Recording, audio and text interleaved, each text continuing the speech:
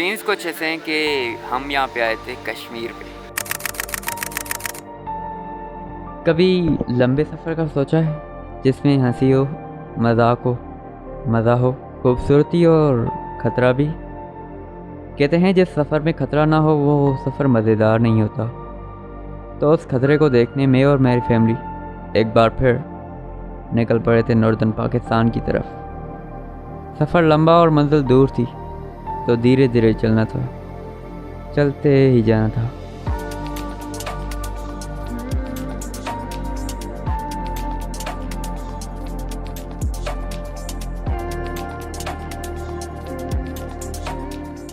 पहले दिन बदीन से निकल कर पहुंचे मासी और अगले दिन रात का सफर करके पहुंचे सादिकाबाद, जहां पर दिन भर कज़न के घर पे रिहाइश करके आराम किया और अगले दिन इस्लामाबाद का रुख किया।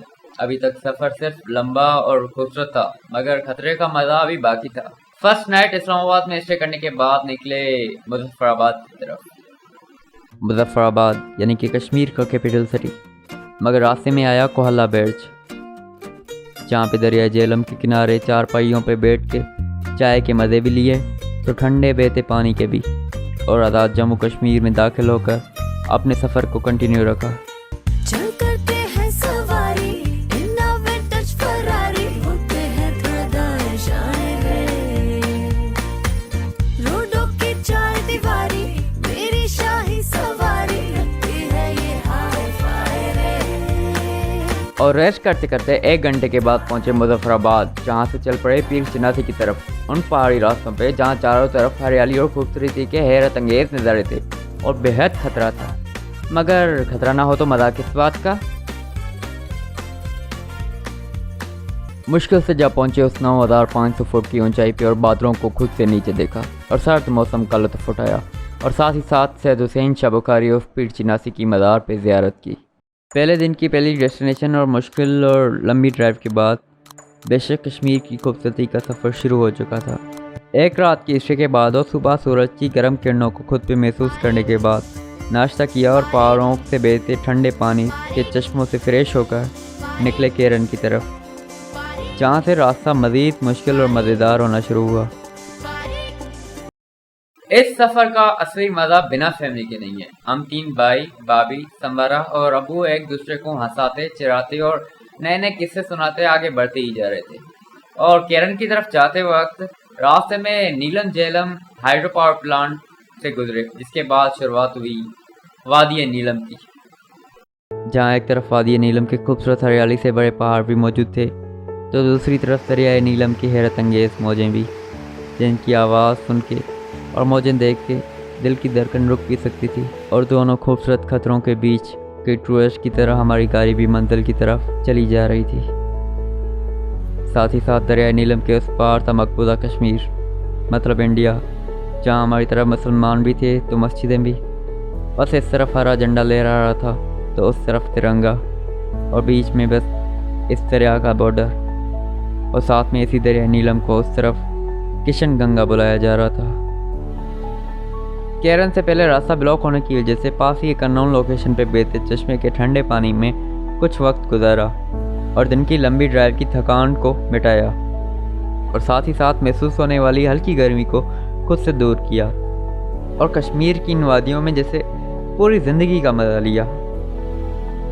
सफ़र में आगे बढ़ते आखिरकार पहुँचे केरन सिटी, जहाँ एक पॉइंट पे दरिया के किनारे पे रुक के मकबूजा कश्मीर को करीब से देखा, वहाँ के लोगों को करीब से देखा, वहाँ के घरों को करीब से देखा।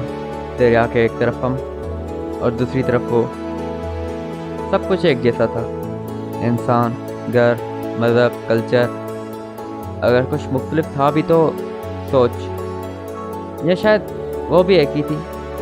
अमन की और आज़ादी की, जीने की आज़ादी, मरने की आज़ादी, चलने फिरने रहने की आज़ादी, और अमन से बड़ा माहौल जहाँ किसी जंग का खौफ ना हो। यही तो चाहते हैं दोनों तरफों के लोग।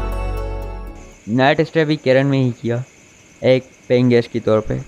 यहाँ अक्सर घर ऐसे ही होते हैं, यहाँ पे लोगों को गुजारा हम जैसे टूरिस्ट से ही होता है। घर ज़रा रोड से ऊपर चढ़ाई पे था, जिसका रास्ता बहुत ही इंटरेस्टिंग और एडवेंचर से भरा था, और बेशक बहुत ही खूबसूरत था। हमेशा मेरा दिल कहता था कभी ऐसे किसी घर में रहूं, और यहाँ का व्यू इतना कमाल था सामने घर, उसके सामने दरिया और उसके उस पार कोई और मुल्क। और यहाँ के लोग बहुत ही दिल नवाज थे। सच कहते हैं, यहाँ के लोगों की बात ही अलग है। हर वक्त चेहरे पे हंसी और मुस्कुराहट, और सिर्फ मेहमानों के साथ नहीं मगर हर किसी के साथ। मगर यह है कश्मीर, एक सेंसिटिव एरिया। कब से जंग चल रही है यहाँ पे? यहाँ की जनरेशन ने इसके अलावा जाना ही क्या है? यानी कि आपकी पैदाइश के वक्त आपको मौत का डर हो, ना कोई ख्वाब देख सके और ना ही कोई उम्मीद रख सके। खैर, अब टूरिज्म के ज़रिए कुछ बदलाव आ रहा है, लोग बदल रहे हैं, यहाँ की सोच बदल रही है, यहाँ पर देखने का नज़रिया बदल रहा है, तो यहाँ से देखने का नज़रिया बदल रहा है। अगली सुबह नाश्ता करके अगली मंजिल की तरफ बढ़ने लगे, जो थी केल, खूबसूरत कश्मीर का एक और खूबसूरत शहर। तेरे शहर का क्या है नाम? जन्नत है, जन्नत है। सब लोगों का यहाँ क्या है काम? मोहब्बत है, मोहब्बत है। जन्नत कहलाने वाले इन शहरों की तरफ के रास्ते वाकई ज़िंदगी से ज़्यादा मुश्किल थे।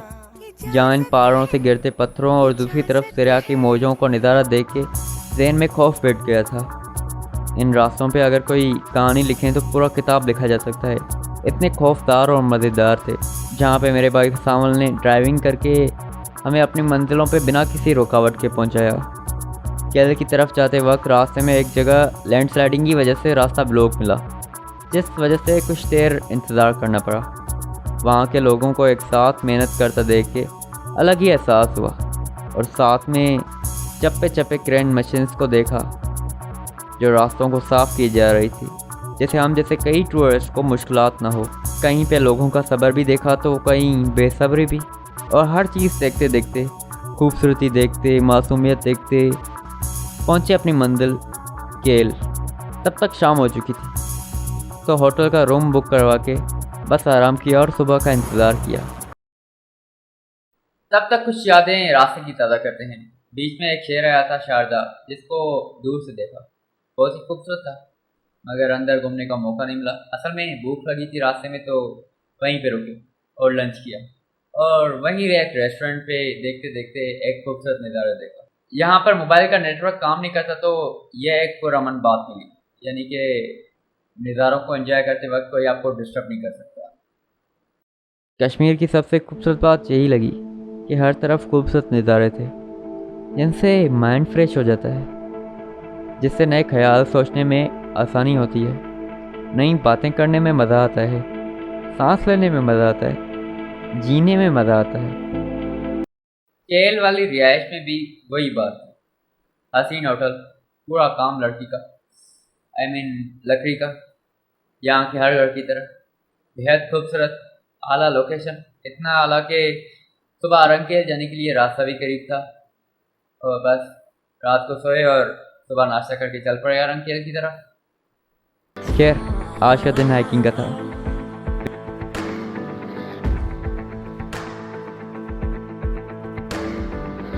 पहले चेयरलिफ्ट के ज़रिए दरिया पार करो और फिर कुछ 1 घंटे की हाइकिंग के बाद पहुंचो रंगकेल, वादी कश्मीर के खूबसूरत गांव में, जो कि एक टूरिस्ट पॉइंट भी है। कमाल की हाइकिंग थी, सर्द मौसम में भी पसीने छूट गए, और तो और असल एडवेंचर अब शुरू हुआ था।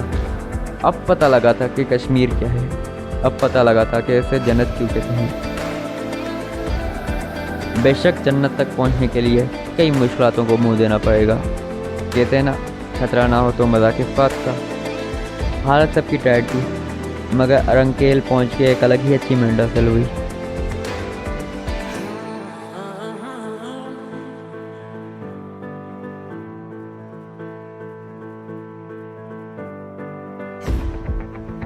यही तो था जो हम देखने आए थे, हरियाली, हर तरफ हरियाली, और ये पहाड़, ये खुले मैदान, ये घर, ये खूबसूरती, ये बच्चे, ये लोग, ये खुशबू। काश डिजिटली कोई ऐसा फीचर भी आ जाए कि आपको खुशबू भी सुंघा सके। खैर, अभी तक नहीं आया तो इस ब्लॉग से ही एडवेंचर का मज़ा लें, या फिर आप भी आएँ और यहाँ एडवेंचर करें, हाइकिंग करें। चाय पिएं और मज़े करें। यहाँ सामने से नंगा पर्वत की सफ़ेद चोटी भी नज़र आ रही थी और फिर ज़रा सा घूमे तो इंडिया की चौकी। वाकई में बहुत ही इंटरेस्टिंग जगह है। खैर बहुत ही मज़े किए, एंजॉय किया, गाने गाए और संबारा ने नए दोस्त बनाए। हमेशा की तरह हम तो बस ज़िंदगी गुजार रहे थे, ये ज़िंदगी जी रही थी। हम दुनिया में लम्हे कैद कर रहे थे और ये अपनी ही दुनिया बना रही थी।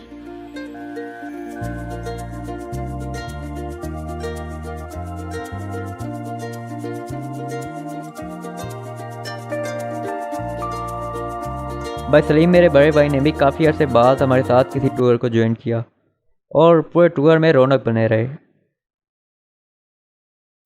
कुछ लोगों को मिस किया टूर पे, कुछ की कमी महसूस हुई टूर के साथ ज़िंदगी में भी, जिनको करीबी खोया है, जिनके साथ अरंकेल और केल केरन इन सारी जगहों पे जाने का प्लान बना था, और कुछ के साथ तो कभी सोचा भी नहीं था कि इस जगह पे भी आएंगे, मगर उनकी यादें हमारे साथ हैं।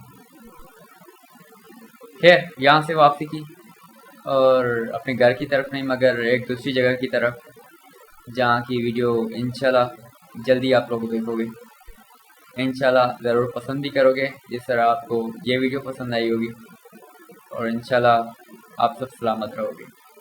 Thank you.